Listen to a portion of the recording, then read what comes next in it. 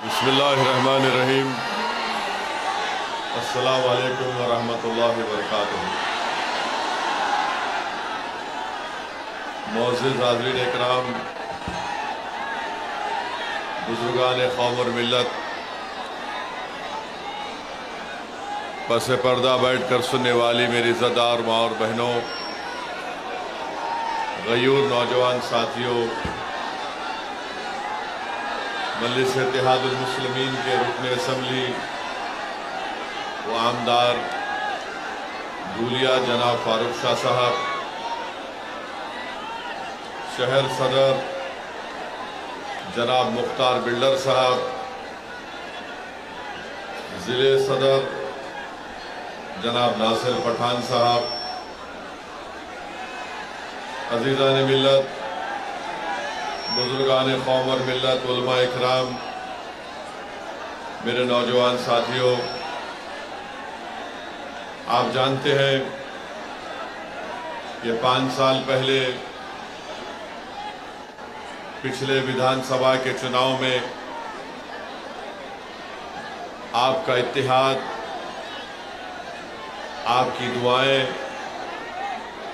नौजवानों की बेलोस मेहनतें, बुजुर्गों और उलमाए कराम की सरपरस्ती ने जनाब फारूक शाह साहब को धूलिया से आपने अपना आमदार मुंतखब करवाया और 4.5 पौने 5 साल के अरसे में आप देखते हैं कि जनाब फारूक शाह साहब ने अपनी कामयाबी के बाद धूलिया की विधानसभा में जो विकास और तरक्याती काम करवाए, धूलिया की सियासी तारीख में किसी भी आमदार ने इतने तरक्याती और विकास के काम नहीं करवाए थे जो फारूक शाह साहब ने अपने इस 5 साल की मियाद में करवाए। मेरे अजीज दोस्तों और बुजुर्गों, आप जानते हैं कि विपासना सेंटर प्रबुद्धा कॉलोनी में और फिर एक नाकाना रोड पर और एक महात्मा फूले नगर में 3 विपासना सेंटर जनाब फारूक शाह साहब ने ये काम मुकम्मल करवाया। इन तीनों की लागत थी 1 करोड़ 70 लाख। फिर बाबा साहिब अम्बेडकर के मुजस्समे को जो नाकाना रोड पर था उसको सही करवाया 20 लाख की लागत से। एक फाइबर डोम की तामीर करवाई कैथोलिक सेमेट्री 12 पत्थर में 25 लाख की लागत से। अंसार नगर में रिजर्वायर बनाया गया 1 करोड़ 30 लाख की लागत से। ऑक्सीजन का प्लांट लगाया गया 80 लाख की लागत से ओल्ड सिविल हॉस्पिटल में। 100 बेड का एक मैटरनिटी वार्ड धूलिया के गवर्नमेंट अस्पताल में 3 करोड़ की लागत से बनवाया। फॉरेस्ट डिपार्टमेंट की बिल्डिंग बनाई गई 14 करोड़ की लागत से। आरटीओ की नई बिल्डिंग 10 करोड़ की लागत से।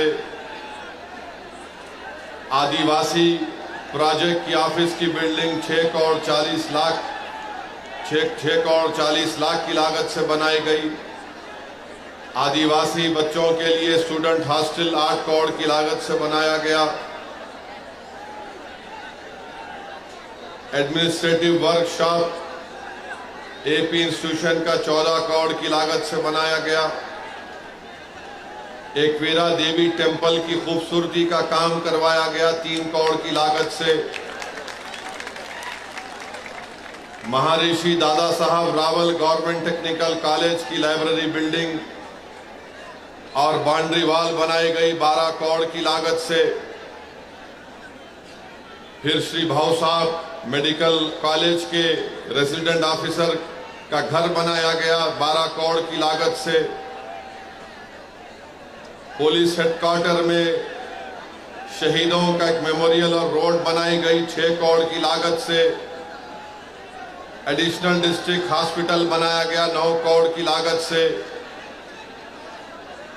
फिर धूलिया की जेल को बनाया गया 2 करोड़ की लागत से बिल्डिंग को। फिर मेन एडमिनिस्ट्रेटिव बिल्डिंग करीब 47 करोड़ की लागत से। फिर डिग्री क्लासरूम बनाई गई भाऊ साहब गवर्नमेंट मेडिकल कॉलेज में 7 करोड़ की लागत से। मेडिकल कॉलेज में लाइब्रेरी बनाया गया, पानी की टांकी बनाई गई और पोस्टमार्टम करने की बिल्डिंग करीब 15 करोड़ 30 लाख की लागत से। फायर स्टेशन MIDC धूलिया में बनाया गया 16 करोड़ की लागत से। पानी की सप्लाई MIDC धूलिया में 37 करोड़ की लागत से काम मुकम्मल हुआ। अक़लियतों के इलाकों में कब्रिस्तान जो की दीवार मुगलई कब्रिस्तान है उसको बनाया गया। फिर अंसार नगर का रिजर्वायर बनाया गया। एम्यूजमेंट पार्क सर्वे नंबर 436 में 5 करोड़ की लागत से बनाया गया। बड़ा मोमिन कब्रिस्तान की दीवार बनाई गई 50 लाख की लागत से, 1 करोड़ की लागत से। फिर अनजान शाह दरगाह और कब्रिस्तान में 2 करोड़ की लागत से काम करवाया गया। 40 गांव रोड पर कब्रिस्तान की दीवार 75 लाख से बनाई गई। सीमेंट रोड, वजदाई रोड, कसबवाड़ा मस्जिद आगरा रोड पर 11 करोड़ की लागत से बनाई गई। फिर एक चौरस्ता बनाया गया यूनिटी सर्कल इत्तेहाद के नाम पर 30 लाख की लागत से। फिर कंपाउंड वॉल बनाई गई फकीर समाज पंचमंडल कब्रिस्तान में 30 लाख की लागत से। फिर पानी की सहूलतें दरगाह सोनगीर में बनाई गई। कब्रिस्तान की दीवार और रोड बनाई गई। मुराना पीर नेर में स्ट्रीट लाइट डाली गई। पानी का इंतजाम किया गया। धूलिया सोनगीर जिंदा मदरसा दरगाह के पास तो मुख्तलिफ काम जनाब फारूक शाह साहब ने करोड़ों रुपए के काम पूरे धूलिया में करवाए। अब आपके सामने ये है कि एक शख्स को जो धूलिया की आवाम ने अपना आमदार बनाया, आपके सामने बीजेपी का उम्मीदवार है, आपके सामने उद्धव ठाकरे का उम्मीदवार है और आपके सामने एक और उम्मीदवार है जिसका काम सिर्फ आपके इत्तेहाद को कमजोर करना है। मैं जानना चाहता हूं और मुझे यकीन है कि धूलिया की आवाम जो 5 साल में फारूक शाह ने डेवलपमेंट के काम करवाए, अब बीजेपी के उम्मीदवार के बारे में मुझे कोई बता रहे थे कि वो ये पुकार कर कह रहा है कि मैं मस्जिदों को ऐसा कर दूंगा। वो पुकार कर कह रहा है कि मुझे इनके वोट की जरूरत नहीं है।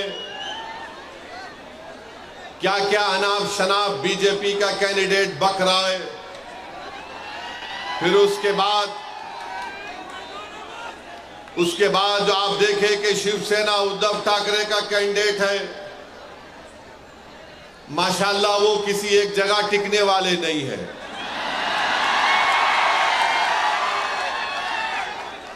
कभी कांग्रेस में भी थे वो, हाँ, राष्ट्रवादी कांग्रेस में भी थे, फिर बीजेपी में भी गए। अब उनको नजर आया कि उद्धव ठाकरे को पकड़ लूंगा, वहां पकड़ लिए। ये पहले भी 3 मर्तबा 2 मर्तबा के MLA थे। मैं बीजेपी और उद्धव ठाकरे की पार्टी के कैंडिडेट से हम जानना चाहते हैं कि तुम सिर्फ मुसलमानों से, सेकुलरिज्म से नफरत करते हो। बताओ धूलिया के लिए तुम्हारा क्या प्रोग्राम है? तुम धूलिया में क्या करना चाहते हो? तो दोनों के पास कोई प्रोग्राम नहीं है।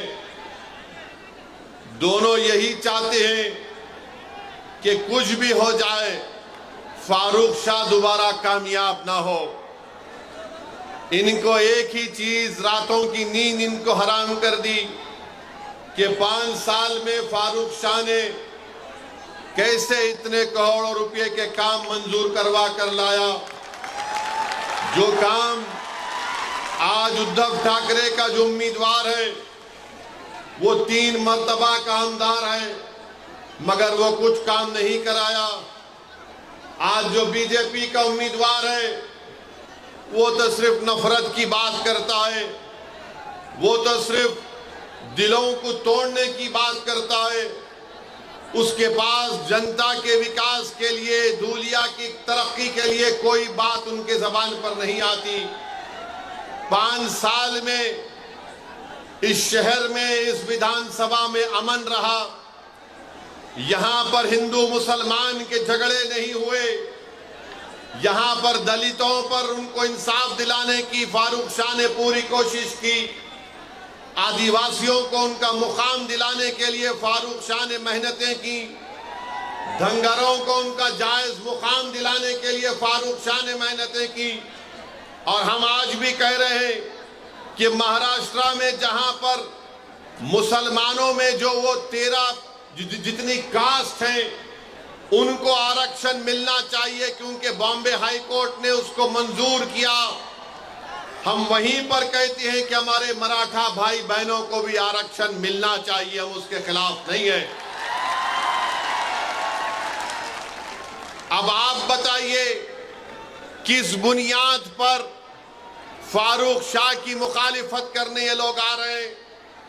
मैं आपको बताना चाहूंगा मेरे अजीज दोस्तों और बुजुर्गों, फारूक शाह ने सिर्फ मुसलमानों का काम नहीं किया, फारूक शाह ने मुसलमानों का काम किया, हिंदू भाई बहनों का भी काम किया, दलितों का भी काम किया, हमारे बौद्ध मजहब के मानने वालों का काम किया, कोली बरादरी का काम किया, धंगर बरादरी का काम किया। ये काम मराठाओं के लिए फारूक शाह ने काम किया। मगर बीजेपी और शिवसेना के पास एक ही फार्मूला है, बस गाली दो तो ओवैसी को और फारूक शाह को गाली दो और उन दोनों के नाम पर वोट हासिल करो। अरे तुम कब तक मेरा नाम लेकर, तुम कब तक फारूक शाह का नाम लेकर वोट लोगे? अरे क्या तुम्हारे घर में कोई और नहीं दिख रहा हमारे सिवा तुम लोगों को? तुम्हारी पार्टी में कोई नजर नहीं आ रहा तुम लोगों को? नहीं, खाली ओवैसी को गाली दो, फारूक शाह को गाली दो, जितना गाली देना है गाली दो। मगर धूलिया की जनता ने देख लिया कि फारूक शाह ने जो काम किया वो काम धूलिया की तारीख में कोई विधायक, कोई आमदार नहीं किया था, सबका काम किया। बीजेपी आकर बोलेगी, मोदी जी बोलते हैं सबका साथ, सबका विकास, मगर आप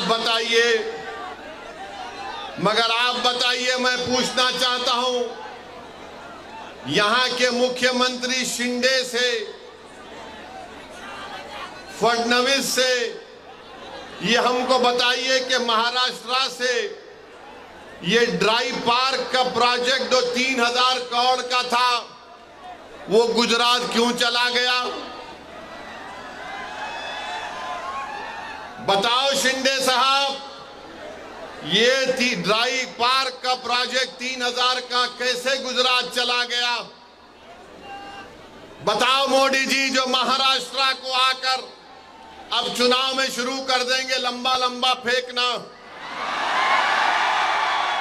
ये टाटा एयरबस का प्रोजेक्ट 22,000 करोड़ का वो महाराष्ट्र से चला गया। वेदांता फॉक्सकॉन का प्रोजेक्ट 1,50,000 करोड़ का महाराष्ट्र से चला गया। ये मेडिकल डेवलपमेंट पार्क जो 424 करोड़ का था वो महाराष्ट्र से चला गया। आखिर हो क्या रहा है महाराष्ट्र में? ये देश का दूसरा बड़ा प्रदेश है। यहां पर किसानों का हाल ये करके रख दिया कि आज किसान के बेटे की शादी नहीं हो पा रही है महाराष्ट्र में, और अगर वो किसान मराठा रहे तो उसको और परेशानी हो रही है। इसीलिए मराठा लड़ रहा है आरक्षण के लिए। बताओ आखिर बीजेपी ने क्या दिया है महाराष्ट्र के लिए? अब मोदी जी आकर बोलेंगे मैं यूसीसी लगा दूंगा महाराष्ट्र में। आप देखना बीजेपी आकर बोलेगी नहीं नहीं, हम महाराष्ट्र में यूनिफॉर्म सिविल कोड को लाएंगे। हम पूछना चाह रहे ये टाटा एयरबस का प्रोजेक्ट कहां गया? तो मोदी जी बोलेंगे यूसीसी ला लूंगा। जब महाराष्ट्र का मराठा पूछ रहा है, महाराष्ट्र का किसान पूछ रहा है आज हम इतने परेशान क्यों हैं, आज हम इतने गरीब क्यों हैं, मखरूज क्यों हैं, तो मोदी जी बोलेंगे भाइयों बहनों लव जिहाद हो रहा है। आप बताइए महाराष्ट्र में इतना बड़ा प्रदेश, मगर इसके बारे में बीजेपी के पास कोई प्रोग्राम नहीं है। आप देखते हैं कि महाराष्ट्र में बाबा सिद्दीकी का कत्ल कर दिया गया, गोली मारकर मुंबई में बाबा सिद्दीकी को गोली मार दी गई। क्या हो रहा है महाराष्ट्र में कि 3 बार का एमएलए बाबा सिद्दीकी उसको गोलियां मार देते हैं, 6-6 गोलियां मारते हैं। बताओ नरेंद्र मोदी, बताओ अमित शाह, बताओ शिंदे, बताओ फडणवीस, कैसे बाबा सिद्दीकी की मौत हो गई? अरे बताओ अजीत पवार, वो तो तुम्हारी पार्टी का था, तुम अपनी पार्टी के आदमी को नहीं बचा सकोगे तो तुम अपने आप को कैसे बचाओगे? नहीं नहीं, हम इतने दिन में पकड़ के दिखाएंगे। किसको पकड़े तुम? कहां है असल करने वाला? तो हर 2 दिन को मीडिया में आता पुलिस वहां गई, पुलिस यहां गई, पुलिस वहां गई। अरे क्या महाराष्ट्र की पुलिस बड़ी काबिल पुलिस है? महाराष्ट्र के पुलिस का इंटेलिजेंस नेटवर्क बहुत स्ट्रांग है, मगर क्योंकि मोदी का राज है इसलिए महाराष्ट्र की पुलिस को कमजोर करके रख दिया गया। और इसी कमजोरी की वजह से आज आप देखते हैं कि जुल्म पे जुल्म हो रहा है, जुल्म पे जुल्म हो रहा है। बाबा सिद्दीकी को क्यों मारा गया? किसी के पास जवाब नहीं है। कोई बोलता है कोई जेल में बैठा है उसने मार दिया, कोई बोलता है नहीं वो फुला झगड़ा था उसने मार दिया। अरे सवाल ये पैदा होता है कि मारने वाले के पीछे दिमाग किसका है? वो दिमाग कौन है? तो बोलेंगे नहीं नहीं, हम देख रहे हैं, कोशिश कर रहे हैं। मेरे अजीज दोस्तों और बुजुर्गों, महाराष्ट्र में कोई एक उठ के बोलता है बीजेपी का नेता, मैं मस्जिद में घुस के मारूंगा। अब आप बताइए, उस पे केस तो बुक हो गया, मगर बोल रहा है मस्जिद में घुस के मारूंगा। आखिर महाराष्ट्र में इतनी छूट कैसे मिल गई इन लोगों को कि कोई एक समुदाय के मजहबी जगह के बारे में कहता है कि मैं मस्जिद में घुस के मारूंगा? आखिर क्या करना चाहते हैं महाराष्ट्र को ये लोग? क्या यहां पर आप दंगे कराना चाहते हैं मोदी जी? क्या करना चाहते हैं महाराष्ट्र में आप? फिर कोल्हापुर की मस्जिद की बेहुरमती कर दी गई। आखिर क्या हुआ वहां पर? कौन है उसके पीछे? फिर आप ये भी देखते हैं कि कोई एक फुला शख्स है, उन्होंने रसूलुल्लाह सल्लल्लाहु अलैहि वसल्लम की शान में गुस्ताखी करने की कोशिश की। उनके बाजू खड़े हो जाते हैं शिंदे और बोलते मैं इनके साथ हूं। अरे आप उनके साथ हैं या महाराष्ट्र के जनता और भारत के संविधान के साथ हैं? बताओ शिंदे। कोई खड़े होकर अनाप शनाप बकता है, कानून उसके ताल्लुक से कहता है कि किसी को भी इजाजत नहीं है कि वो किसी मजहब के बारे में अनाप शनाप बके। और सारी दुनिया जानती है कि इस्लाम के मानने वालों के लिए प्रॉफेट मोहम्मद सल्लल्लाहु अलैहि वसल्लम हमारे जिस्म से अगर पूरा खून भी निकल जाए तो हमारे लिए कम है। वो है हमारे लिए प्रॉफेट मोहम्मद सल्लल्लाहु अलैहि वसल्लम।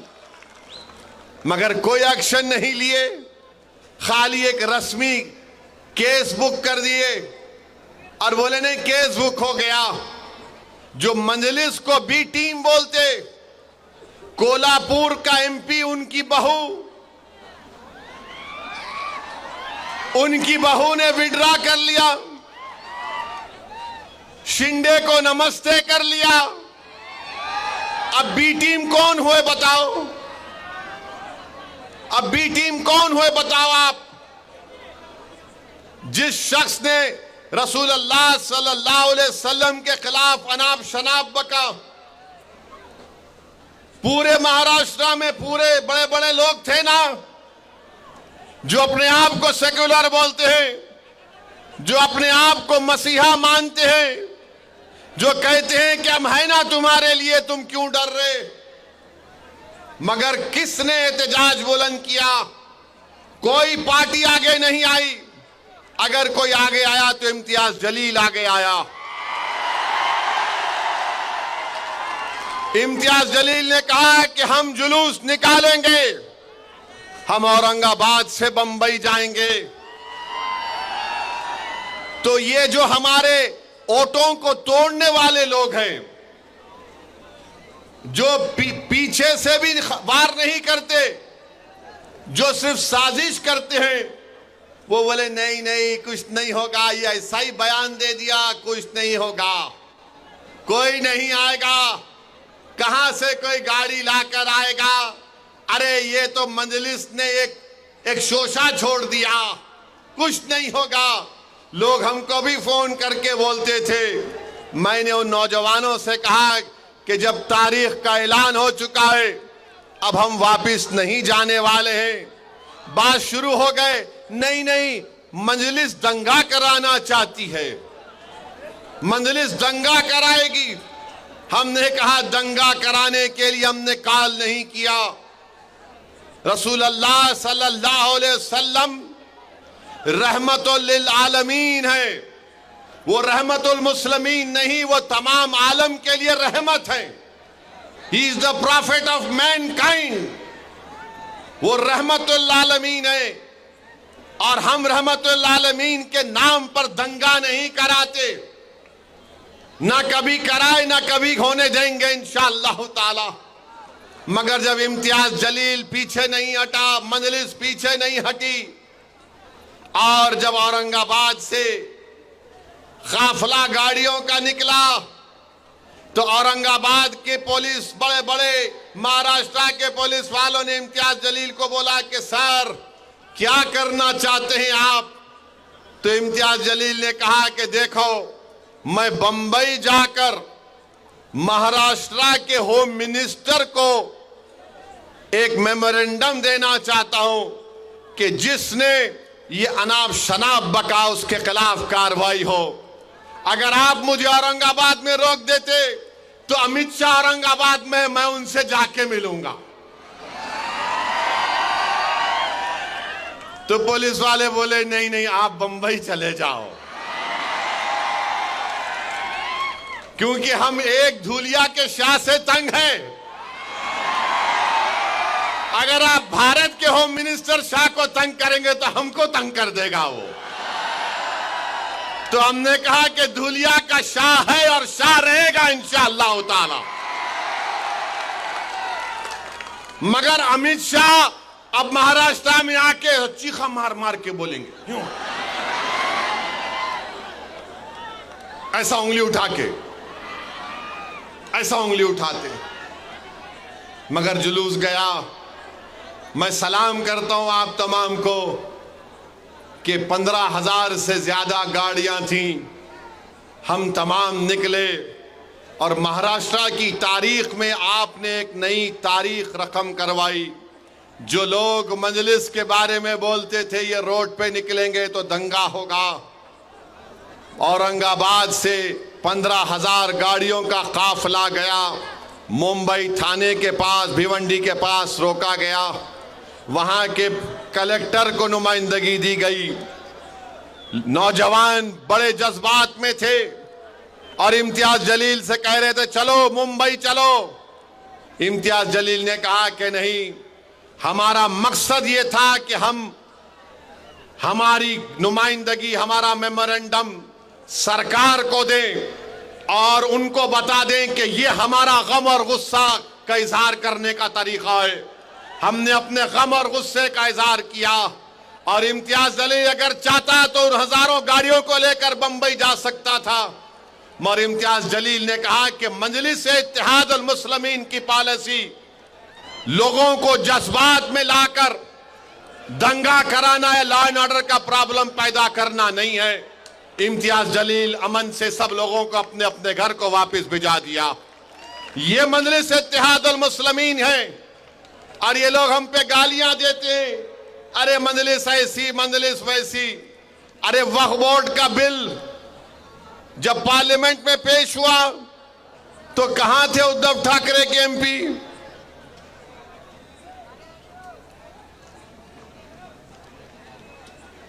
मेरे भाई, जब वक्फ को खत्म करने का बिल पार्लियामेंट में पेश हुआ, उद्धव ठाकरे के एमपी तो नहीं थे। पार्लियामेंट का रिकॉर्ड निकाल कर देख लो और पूछो ये कैंडिडेट से, ये जो उद्धव ठाकरे का कैंडिडेट है इससे पूछो ये वक्फ का बिल जो पार्लियामेंट में लाया गया इसके बारे में तुम्हारी राय क्या है? वो बोलेगा नहीं बहुत अच्छा है, छीन लेना चाहिए। ये बीजेपी के उम्मीदवार से पूछो आप तेरी राय क्या है, वो बोलेगा बहुत अच्छा है, छीन लेना चाहिए। यानी दोनों की राय एक ही है।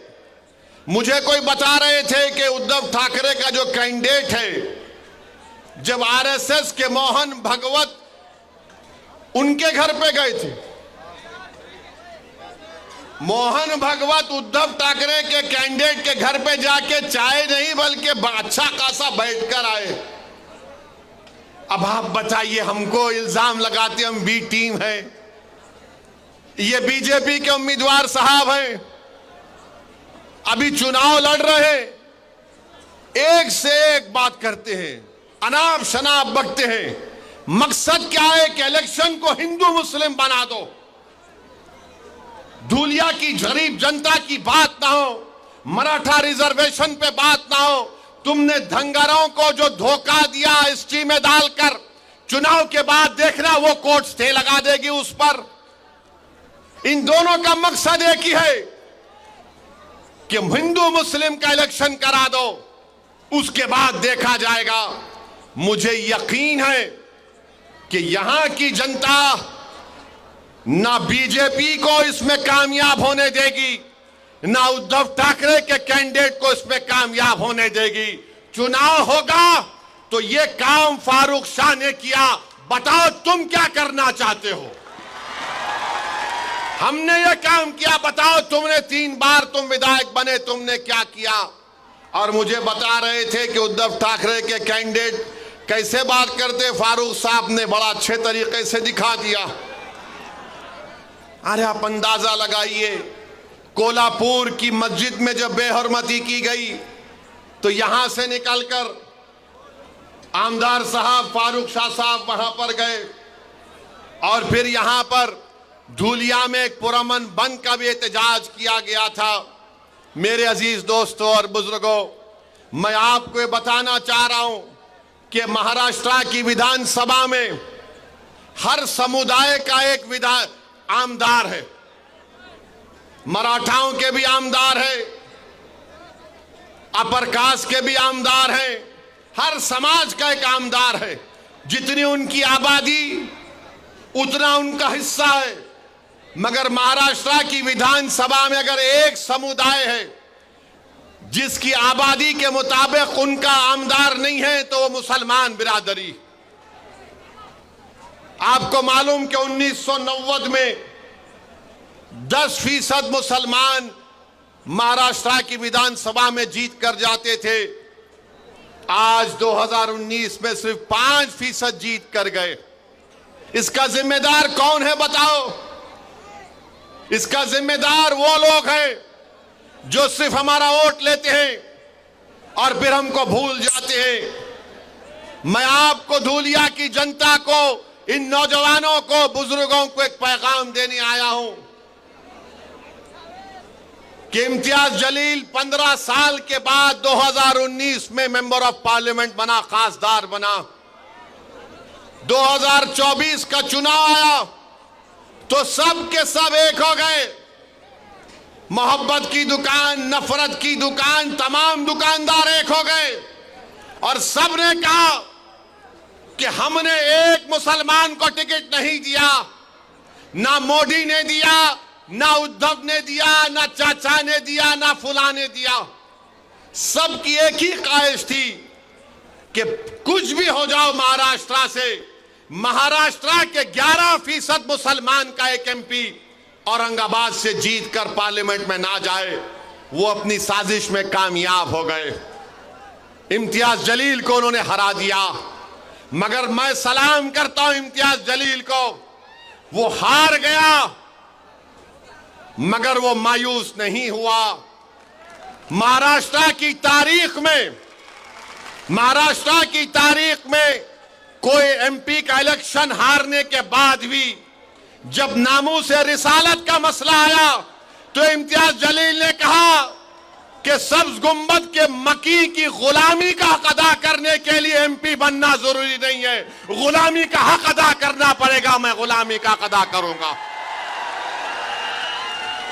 मगर मैं आपको बाखबर कर रहा हूं, मैं आपको बता रहा हूं, वही साजिश धूलिया में करने जा रहे हैं। जिस तरह इम्तियाज जलील को हराया गया पार्लियामेंट के इलेक्शन में, उसी तरह की साजिश धूलिया में करना चाहते हैं और यही चाहते हैं कि फारूक ना बने। मगर मुझे यकीन है कि धूलिया के हमारे हिंदू भाई, दंगर भाई, दलित भाई, आदिवासी भाई, मराठा समाज के लोग बीजेपी और आरएसएस और उद्धव ठाकरे को इस साजिश में कामयाब होने नहीं देंगे इंशाअल्लाह ताला। क्या आप इनको कामयाब होने देंगे? क्या आप इनको कामयाब होने देंगे? जिस तरह इम्तियाज जलील के खिलाफ साजिश की गई थी पार्लियामेंट में, क्या आप इनको हराएंगे या आप उनको कामयाब करेंगे? आप उनको नाकाम करेंगे? कितने लोग उनको नाकाम करेंगे? हाथ उठाओ। बिल्डिंग पर भी खड़े हुए लोग हाथ उठाओ।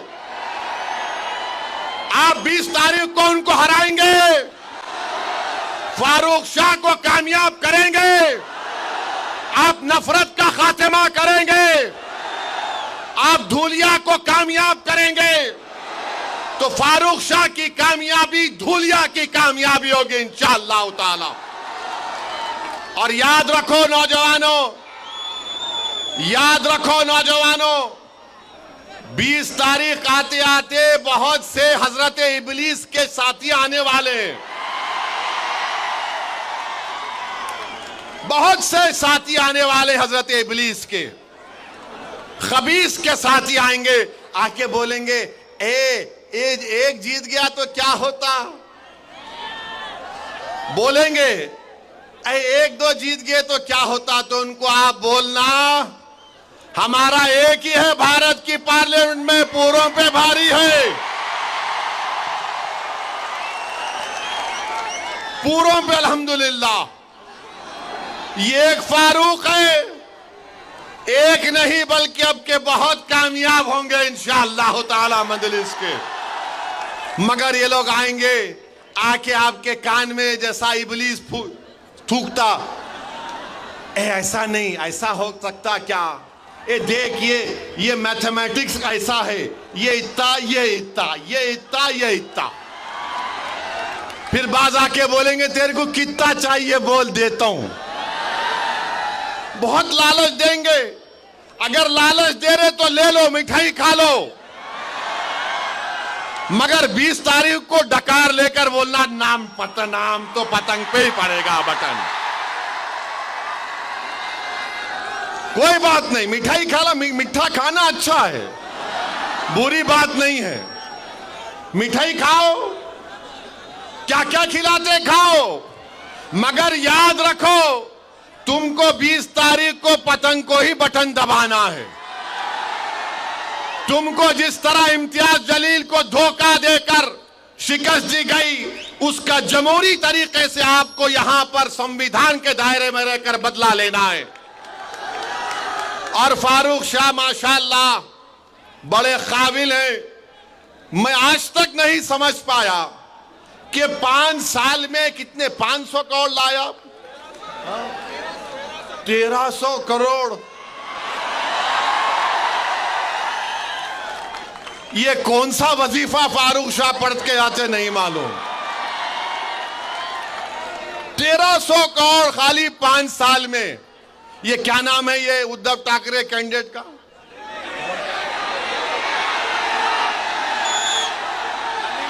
हाँ, अरे गोटे साहब, ये तीन बार कहेंगे, तुम 3 बार के आमदार हो, तुम 13 करोड़ का काम नहीं करा है यहां पर। 3 बार का आमदार है, 13 करोड़ के काम नहीं कराए धुलिया के विकास के लिए। फारूक शाह 5 साल में 1300 करोड़ करा दिए। अब बीजेपी के उम्मीदवार है, अब उन्होंने तो खाली गाली दे रहे मेरे को, ये ऐसा वो ऐसा, वक्फ का हम वो ले लेंगे, हम मस्जिद ले लेंगे, हम कब्रिस्तान ले लेंगे, हम खानखा ले लेंगे, हम फुला ले लेंगे। अरे भाई साहब, आप क्या क्या लेना चाहते, क्या क्या लेना चाहते आप? याद रखो, हम भी ले सकते हैं तुम्हारी, याद रखो। हाँ, 20 तारीख को हम लेंगे। क्या लेंगे वो तुमको मालूम। 20 तारीख को हम लेंगे। क्या लेंगे? धुलिया की सीट फारूक शाह के लिए लेंगे इंशाअल्लाह ताला। अरे कोई बात है, मैं बीजेपी का हूं, मैं ये ले लूंगा, मैं वो ले लूंगा। अरे आप क्या बादशाह सलामत है, उंगली रखते कि मेरी हो जाती। अब वक्फ बिल का बोल रहे हम मस्जिद ले लेंगे। मेरे को पार्लियामेंट में बीजेपी के एमपी मिले गलती से, वक्फ बिल के बारे में मेरे को बोले ए ओवैसी। मैंने पूछा बोलो प्यारे, बोले ये क्या तुम वक्फ बिल के बारे में इतना बोलते। अरे यार, तुम जाके खेत में नमाज पढ़ते, वो तुम्हारी वक्फ हो जाती। तुम बैठ के कुरान पढ़ते, वो जगह तुम्हारी वक्फ हो जाती। मैंने बोला तुमको गलत है। तीसरा भी है कि बोले क्या मैं पार्लियामेंट में भी कभी कभी नमाज पढ़ जाता तो मेरी हो जाती क्या? कोई बात है? कोई बात है बोलो आप। भाई उर्दू की एक कहावत है, दखनी कहावत है कि मामू की दुकान पे नाना की फातिहा बोलते ना। अरे जब तक मेरी प्रॉपर्टी नहीं रही मैं वक्फ कैसे करूंगा? मगर मोदी जी एक फैला दिए, वो वक्फ करो, सब नहीं नहीं नहीं। भारत सरकार में इंडियन आर्मी के बाद सबसे ज्यादा जायदादें वक्फ बोर्ड के पास है। मोदी जी आप एक काम करना मेरा, और ये जो बीजेपी का कैंडिडेट है उसको भी बोल रहा हूं मैं, मुंबई में एक बहुत दुनिया के अमीर तरीन आदमी का बहुत लंबा घर है, बहुत बड़ा घर है ना, वो वक्फ का दिला दो ना हमको। कोई नहीं बोलेंगे, नहीं नहीं उसके बारे में नहीं बोले। अरे क्यों नहीं बोलते? वो यतीम खाने के ऊपर जो दुनिया का अमीर तरीन आदमी है, यतीम खाने के ऊपर अपना घर बना लिया। मोदी जी, आप यतीम खाने के घर में, उस शख्स के घर में शादी की मुबारकबाद देने गए। मोदी जी, क्या आपको तकलीफ नहीं हुई? यतीमों के जगह पर जिसने अपना घर बना लिया, आप वहां पर चले गए। जो यतीम खाना था आगा खानी लोगों का, वहां पर उसने अपना महल तामीर कर लिया। और यहां पर बीजेपी के कैंडिडेट बोल रहे, मैं ये ले लूंगा, मैं वो ले लूंगा। अरे बाबू, तू क्या क्या लेगा बता दे। एयरपोर्ट तेरा, माने इनका माने दे दिए, पोर्ट तेरा, रोड तेरी, सब तेरी। अब तो ऐसा लग रहा है कि बीजेपी वाले बोलेंगे, बेटा तेरे को सांस लेना है तो टैक्स दे दे। नफरत, सिर्फ नफरत इनके पास, और कुछ भी नहीं है। दिखाने के लिए कुछ भी नहीं है बीजेपी के पास। नौजवान परेशान है, रोजगार नहीं है, तो नौजवानों को बोल दिए तुम लव जिहाद पे लग जाओ। नौजवान भूखा है तो बोले तू गाय की रक्षा के लिए तू कुछ भी कर ले। मैं पूछना चाह रहा हूं, 10 साल में बीजेपी ने देश को क्या दिया? इस देश के गरीब नौजवानों को क्या दिया? इस देश के किसानों को क्या दिया? कुछ भी नहीं दिया। क्या दिया? नफरत करो मुसलमानों से, नफरत करो, डर दिखाओ मुसलमानों का, मुस्लिम अकलियत का। अरे संविधान में तो सब बराबर है नरेंद्र मोदी, मगर आप नफरत पैदा करके महाराष्ट्र में वोट हासिल करना चाहते हैं। दिखाने के लिए कुछ भी नहीं है, कुछ भी नहीं है दिखाने के लिए। और मेरे अजीज दोस्तों और बुजुर्गों, मैं आपको आखिर में एक बात बोलना चाहूंगा कि धूलिया का जो पार्लियामेंट का इलेक्शन हुआ था, धूलिया का जो पार्लियामेंट का इलेक्शन हुआ था, आपने किसको वोट दिया था भाई? ताई को वोट दिया था ना, आपने दिया था ना? शर्माना नहीं, दिए तो सर टीना मार के बोलना दिए थे ना। उन्हों कैसा जीते, कैसा जीते उन्हों? किसके, अच्छा और फिर ऐसा पूछ दो, किसकी वोट की वजह से जीते? किसकी वोट की वजह से जीते? अरे नाम लेके बोलो, किसके वोट की वजह से जीते? अब आप क्या करेंगे ये विधानसभा के चुनाव में? किसको वोट देंगे? किसको वोट देंगे? क्या किसको वोट देंगे? कौन से निशान पे बटन दबाएंगे? कौन से निशान पे बटन दबाएंगे? डरेंगे तो नहीं, हिम्मत तो नहीं हारेंगे, कहीं मोदी से नहीं डरेंगे, कहीं डर जाएंगे तो नहीं ठाकरे से। किससे डरेंगे फिर? किससे डरोगे? हिम्मत बुलंद रखोगे? 20 तारीख को बटन दबेगा पतंग पर, बटन दबेगा पतंग पर। अभी आधी बात बोला, 17 को फिर आ रहा हूं तंग करने इसको। अभी खत्म नहीं हुआ। हाँ, इनको बोलूं, उनका बेटा बोल रहा फारूक शाह को बाजू खड़ा करो। इन्हों बहुत ज्यादा ही खड़े हो गए। इन्हों 5 साल में इतना काम कराए कि वो बेचारे दोनों उद्धव ठाकरे का और बीजेपी का सोच रहे अब क्या जवाब देंगे। मगर मेरे भाई, आपसे मेरी गुजारिश है, मां और बहनों से गुजारिश है कि अगर आप अपना एक एक वोट का सही इस्तेमाल करेंगे तो धूलिया की कामयाबी होगी। ये फारूक शाह की कामयाबी नहीं, धूलिया की कामयाबी के लिए, धूलिया के अमन को मजबूत करने के लिए, धूलिया के भाईचारगी को मजबूत करने के लिए मेरी आप तमाम से अपील है कि फारूक शाह को आप अपना आमदार दोबारा बनाइए। आप बनाएंगे ना इंशाअल्लाह ताला? इस शेर को कामयाब करिए आप। मैं आपको बता रहा हूं, महाराष्ट्र में कोई हुकूमत नहीं बनाएगा जब तक फारूक शाह उसका साथ नहीं देगा। इंशाअल्लाह ताला कोई हुकूमत नहीं बनाएगा। आप अब की बार और ज्यादा काम धूलिया में होगा। इंशाअल्लाह 17 तारीख को आपसे मुलाकात होगी। मेरे साथ नारा लगाइए, 20 तारीख के दिन पतंग को और दो, पतंग को, पतंग को, पतंग को, पतंग को।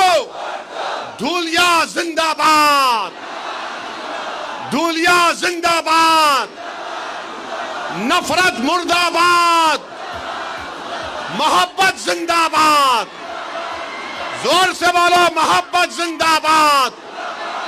अस्सलाम वालेकुम।